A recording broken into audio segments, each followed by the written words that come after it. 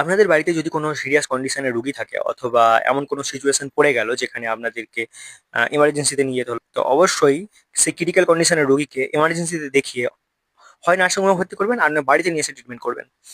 অবশ্যই হসপিটালের কোনো ওয়ার্ডে ভর্তি করবেন না, এটা আমার রিকোয়েস্ট। কারণ আমি গত এক সপ্তাহের এক্সপিরিয়েন্স আপনাদের সঙ্গে এখন শেয়ার করব হেলথ সেক্টর নিয়ে। তো একটি বড় হসপিটাল আর কি, সরকারি হসপিটাল, যেখানে আমি আমার বাবাকে নিয়ে গেছিলাম এক সপ্তাহ আগে। তো সেটার এক্সপিরিয়েন্স আমি শেয়ার করছি। আমার বাবা একজন বাবাকে নিয়ে একটু বলে রাখি, আমার বাবা একজন প্যারালাইজ পেশেন্ট। তো কথা বলতে পারে না, দেখতে পারে, কথা বুঝতে পারে, মাথা নাড়তেও পারে, হাঁ করে খেতেও পারে, কিন্তু বডিতে কোনো রেসপন্স নেই। পাগুলো হালকা হালকা নড়াতে পারে, আর বাঁ হাতটা হালকা নড়াতে পারে, ডান হাত কোনো রেসপন্স নেই, বডি মুভমেন্ট করতে পারে না। তো রবিবার সকাল 10টার সময় এনসিওর খাওয়ার পর, ওষুধ টষুধ সব কমপ্লিট হওয়ার পর 11টার সময় হঠাৎ করেই সেন্সলেস হয়ে পড়ে, যে মুখ থেকে এরকম একটু আওয়াজ বার করছিল, চোখ টোক বন্ধ ছিল, কোনো রেসপন্স ছিল না বডিতে। তো আমাদের বাড়িতে অক্সিজেন রাখা থাকে, তো আমরা কোনো প্রবলেম হলে অক্সিজেনটা দিই। 2-3 ঘন্টা দিলাম সেদিন অক্সিজেন, কিন্তু কোনো এফেক্ট হয়নি। আগেও হয়েছে কিছু নি, কিন্তু আমরা অক্সিজেন দেওয়ার পর ঠিক হয়ে যায়। কিন্তু সেদিন কিছু হয়নি বলে আমরা ঠিক করলাম আমরা হসপিটাল নিয়ে যাব, সরকারি হসপিটালে। দিয়ে আমরা সরকারি হসপিটালে নিয়ে গেলাম আমরা 11টা 12টা 4টের সময় সরকারি হসপিটালে নিয়ে গেলাম। হসপিটালে নেওয়ার পর ওখানে আমাদেরকে সিটি স্ক্যান করতে বলা হলো। সিটি স্ক্যান করার 2 ঘন্টা পর রিপোর্টটা পেলাম, যেটা সরকারি হসপিটালের নর্মাল। তো রুগী ওখানে বসে রইলো, বাড়িতে আমরা অক্সিজেন দিচ্ছিলাম, ওখানে অক্সিজেনই দেওয়া হলো। দিয়ে বসে রইলাম। তারপর রিপোর্টটা এলো, রিপোর্টে বলা হলো যে আবার একটা স্ট্রোক হয়েছে। তো স্ট্রোক হওয়ার পর ওনারা বললেন যে এখানে ভর্তি করে দিতে। তো আমরা এবারে দেখলাম যে দেখুন, আগের বছর আইকিউ সিটিতে বাবা ভর্তি ছিল, তখন প্যারালাইজড হয়। তার আগে কিন্তু বাবা সুস্থ ছিল। তো প্রথমবার ব্রেন স্ট্রোক হয়, তারপর আইকিউ সিটিতে ভর্তি করার পর বাবা সেপসিস হয়ে গেছিল আর কি, কিন্তু ঠিক হয়েছে। ঠিক হয়ে ফিরেছিল, মানে প্যারালাইজ হয়েছিল আর কি, তা ওটা ঠিক হয়ে আমি বলবো, কারণ সেপসিস তো, সেপসিস থেকে ফট করে ঠিক হয়ে আসা যায় না, সেটার জন্য। তো এবারে হসপিটালের কথা বলি। হসপিটালে আপনার বললো ভর্তি করে নিতে। দিয়ে আমি ভর্তি করে দিলাম। আমার 5টায় রিপোর্ট, 8টা, 8টা ওরম টাইমে, 8:30 ওরম টাইমে ভর্তি করা হলো হসপিটালে। দিয়ে ওয়ার্ডে দেওয়া হলো।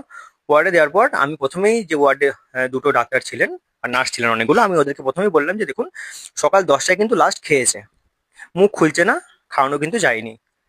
তখন কিন্তু রাত 9টা 9:30 বেজে গেছে। বললাম দেখুন, সারাদিন কিছু খাইনি, তো আপনারা একটা কাজ করুন, রাইস টিউবটা করে দিন।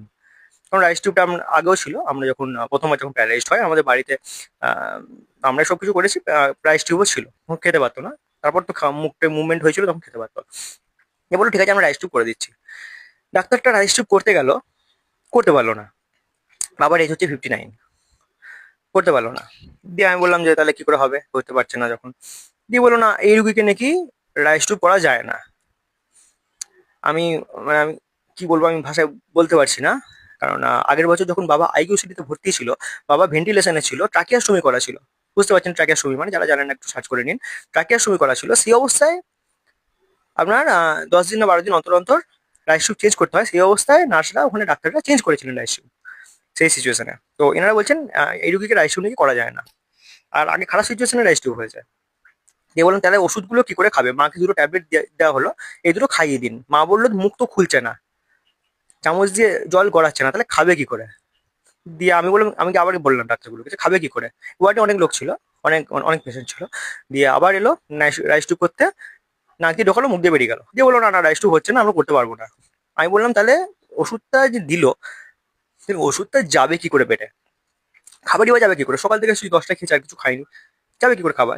দেখুন আপনারা কি করে খাওয়াবেন, মানে এটা একটা ডাক্তারের কথাবার্তা? দেখুন আপনারা কি করে খাওয়াবেন, কারণ ডাক্তার হয়েছেন কি করতে আপনারা? কিছু বলিনি আমি, আমি খুব ঠান্ডা মাথা ছেলে, আমি রেগে গেলে খুব খারাপ হয়ে যায়, আমি খুব ঠান্ডা মাথা ছিলাম। তারপর আমি আবার গিয়ে বলতে গেলাম যে দেখুন, আমরা তো খাওয়াতে পারছি না, কি করে খাবে? বলছে আপনারা যদি না খাওয়াতে পারেন তাহলে আপনারা কি করে, আমরা কি করে রাইস টিউব করবো? তোমরা ডাক্তার হয়েছো কি জন্য, তোমরা রাইস টিউব করতে পারো না? দিয়ে তারপরের দিন সন্ধ্যে 7টা অবধি বেজে গেল, মাকে সকালবেলায় দুটো ট্যাবলেট দিয়ে গেছে নার্স দুটো। তো আমি আবার নার্সগুলোকে গিয়ে বললাম ট্যাবলেটগুলো খাওয়াবে কি করে, দেখুন কি করে খাওয়াবেন। বললাম মুখ দিয়ে তো কিছু খাচ্ছে না, রাইস টিউব করেনি। ওই যে রাইস টিউব আমরা করি না, ডাক্তাররা করে। নার্সরা বললো ডাক্তাররা করে। ডাক্তারদেরকে বলতে গেলাম, বললাম রাইস টিউব করতে পারবো না। সকালবেলা একটা সিনিয়র ডাক্তার এলেন, ওকে বললেন যে দেখুন, আমি বললাম যে দেখুন রাইস টিউবটা তো করেনি, তাহলে ওষুধ তো যাচ্ছে না বেটে। দিয়ে বললো যে হ্যাঁ বলে দেবো রাইস টিউব করতে। দুপুরবেলায় আবার একটা ওই ডাক্তারটাকে পাঠালো, যে করতে পারছিল না, দুজন ডাক্তার ছিল ওয়ার্ডে। এলো দিয়ে বললো না আমি রাইস টিউব করতে পারবো না, আমার দ্বারা হবে না রাইস টিউব করা। তারপরের দিন সন্ধ্যে 6টা বেজে গেল, মানে বুঝতে পারছেন, আগের দিন সকাল 10টার পর থেকে তারপরের দিন সন্ধ্যে 6টা, কিচ্ছু খাইনি আমার বাবা, কিচ্ছু না, ওষুধও বেটে যায়নি, শুধুমাত্র সেলাইন যাচ্ছে, সেলাইনও নয়, ওটা ম্যানিডল সামথিং কিছু একটা ছিল, ওইটা যাচ্ছিল, আর একবার নেবুলাইজ করেছে। না কোনো এক্সট্রা ওষুধ পড়েছে, কারণ ট্যাবলেট দিয়ে গেছে, ট্যাবলেট খেতে পারেনি, না কিছু। একটা ব্রেন স্ট্রোকের সিরিয়াস কন্ডিশনের পেশেন্ট, 24 ঘন্টার বেশি সময় পড়ে আছে। রাত 8টার সময় আমার মা বললো যে বড় ডাক্তারটা এসে বলেছে যে রাইস টিউব করে দাও, তখন ওরা রাইস টিউব করেছে। এটা গেল রাইস টিউবের কেস। এবার আসছে অক্সিজেনের কেসে। অক্সিজেনে অবশ্যই জানেন আপনারা ডিস্টিল ওয়াটার লাগে অক্সিজেনের সঙ্গে, জলটা যেটা যায়। তো ডিস্টিল ওয়াটারটা একটা মাপকাঠি থাকে, ওই মাপকাঠি নিচে গেলে প্রবলেম হয়, মানে ডাইরেক্ট অক্সিজেনটা যায় মুখে। তো ডিস্টিল ওয়াটারটা শেষের দিকে একদম শেষ হয়ে গেছে। তো আমার মা গিয়ে বলেছে নার্সগুলোকে যে ডিস্টিল ওয়াটারটা শেষ হয়ে গেছে, জলটা চেঞ্জ করে দিন। ওটা আমাদের কাজ নয়, ওটা ওয়ার্ড বয়ের কাজ। ওয়ার্ড বয় নেই, মা বলেছে 1 ঘন্টা আগে নার্সগুলোকে, কেউ করে দেয়নি। তারপর মা হসপিটাল থেকে ইয়েটা ওই ডিস্টিল ওয়াটারের বোতলটা খুলে নিয়ে গেছে, তো দেখুন শেষ হয়ে গেছে। তখন একটা নার্স বা করবো কি করবো না, করবো কি করবো না ভেবে 1.5 ঘন্টা পর জলটা চেঞ্জ করে দিয়েছে, মানে বাবা ততক্ষণ ডাইরেক্ট অক্সিজেনটা পাচ্ছিল। তারপরের দিন সেম কেস আমার সঙ্গে, আমি ছিলাম, তো মা ছিল না। আমি বললাম ডিস্টিল ওয়াটারটা শেষ হয়ে গেছে, বলি ওয়ার্ড বয়কে খুঁজুন, ওয়ার্ড বয় কোথায় আছে। জিএনএম নার্সগুলো জানে না, বেসি নার্সগুলো জানে না, আর যে অ্যাকচুয়াল নার্স যারা ছিলেন ওখানে তারা তো বললো আমাদের কাজ নয় এটা, ওয়ার্ড বয়কে খুঁজুন। ওয়ার্ড বয়কে খুঁজে বেড়াচ্ছি আমি গোটা হসপিটাল, ওয়ার্ড বয়কে খুঁজে পাচ্ছি না। ওয়ার্ড বয় যখন এলো দিয়ে বললাম যে দেখুন 1 ঘন্টা আগে ডিস্টিল ওয়াটারটা শেষ হয়ে গেছে, একটু চেঞ্জ করে দিন। হ্যাঁ দিচ্ছি দিচ্ছি বলে নার্সগুলোর সঙ্গে গল্প করছে, কারণ ওখানে ঘুরে বেড়াচ্ছে। দিয়ে আমি গিয়ে বললাম যে দেখুন ডাইরেক্ট অক্সিজেনটা তো যাচ্ছে। দিয়ে আমাকে ওয়ার্ড বয়টা বলছে আপনাকে কে বললো যাচ্ছে, বললাম আমি 1 বছর ধরে রুগীটা ঘরে ট্রিটমেন্ট করাচ্ছি, আমার বাড়িতে অক্সিজেন আছে আমি সব জানি। যে মালটা বলছে হ্যাঁ হ্যাঁ যাচ্ছি যাচ্ছি যাচ্ছি, দিয়ে চেঞ্জ করে দিল 1.5 ঘন্টা পর সেদিনও। মানে কি বলবো, মানে কিচ্ছু বলার নেই। হাতে চ্যানেল করেছে আমার বাবার। তো তারপরের দিন একটা জিএনএম নার্স এসে ওষুধ ওষুধ মানে ইঞ্জেকশন দিতে এসছে চ্যানেলে, চ্যানেলটি যাচ্ছে না ইঞ্জেকশনটা। এই নার্সটা বললো যে একবার ডাক্তারকে গিয়ে বলুন যে চ্যানেলটা খারাপ হয়ে গেছে, ইঞ্জেকশন যাচ্ছে না। ডাক্তারকে গিয়ে বললাম, ডাক্তার এসে বললো এই তো যাচ্ছে, দিয়ে দুম করে ইঞ্জেকশনটা পড়ে দিল। তারপরের দিন সকালে এসে আবার একটা অন্য জিএনএম নার্স আবার সেম কথা বললো যে দেখুন ডাক্তারবাবুকে বলুন ইঞ্জেকশনটা কিন্তু যাচ্ছে না, কারণ হসপিটালে জিএনএম অথবা বেশি নার্সদেরকে দিয়ে ইঞ্জেকশনগুলো পুশ করানো হয় সকালবেলা। সেই ডাক্তার এসে আবার নিজে পুশ করে দিল, বলে যাচ্ছে না। তো সরি, ডাক্তার বললো এই তো যাচ্ছে, তুই পুশ করে দিল। আমি বাড়ি আনার পর দেখলাম যে অ্যাকচুয়ালি সত্যিই যাচ্ছে না, খারাপ হয়ে গেছিল ইয়েটা চ্যানেলটা, তা ওখানে ওরা পুশ করছিল। আর হসপিটালের দায়িত্ব হচ্ছে ভোর 5:30টার সময় একবার সবাইকে বলে দিল ওষুধগুলো নিয়ে যাবেন, দিয়ে নাম রোগীর নাম ডেকে ডেকে ওষুধগুলো দিয়ে দিল হাতে। ইঞ্জেকশনগুলো নিয়ে আমরা চলে এলাম আমাদের বেডের কাছে, ওষুধগুলো নিয়ে বেডের কাছে চলে এলাম। দিয়ে একটা জিএনএম নার্স হলো, পট পট পট পট করে ইঞ্জেকশনগুলো দিয়ে দিল, হয়ে গেল। সারাদিন আর কোনো কাজই নেই, মানে বিশ্বাস করবেন না। তো সিনিয়র ডাক্তার আছেন সকালবেলা একবার আর সন্ধ্যেবেলা একবার। তো তার আগে এই যে ডাক্তারগুলো আছে ওয়ার্ডে, তারা তখন তার আগে এসে একবার করে প্রেশারটা চেক করে আর স্যাচুরেশনটা চেক করে চলে যায়। তো সারাদিন মানে রোগীর কোনো খোঁজ নেই, রোগী মরলো কি বাঁচলো। হ্যাঁ মানে মালের দায়িত্ব যেমন আরোহীর, সেরকম রোগীর দায়িত্ব রোগীর ফ্যামিলির, এরকম হয়ে গেছে কেসটা সরকারি হসপিটালে। ওটা একটা গেল। আমরা যেহেতু 1 বছর ধরে প্যারালাইজ রোগীকে সামলাচ্ছি, সেই জন্য আমার কাছে সব মেশিনই আছে, সাকশন মেশিন আছে, আপনার নেবুলাইজিং মেশিন আছে, আমার কাছে আপনার অক্সিমিটার সবই আছে। তো আমি অক্সিমিটারটা সঙ্গে নিয়ে গেছিলাম। ওখানে রীতিমতো বাবার স্যাচুরেশন ডাউন করছে, আমি গিয়ে বলছি ডাউন করছে স্যাচুরেশন, ওদের কোনো হ্যাত কাজ নেই। সিনিয়র ডক্টর এসে দেখবে, সিনিয়র ডক্টর এসে দেখবে। তো তোরা এখানে কি করতে এসছিস ভাই, কি করতে এসছিস তোরা এখানে?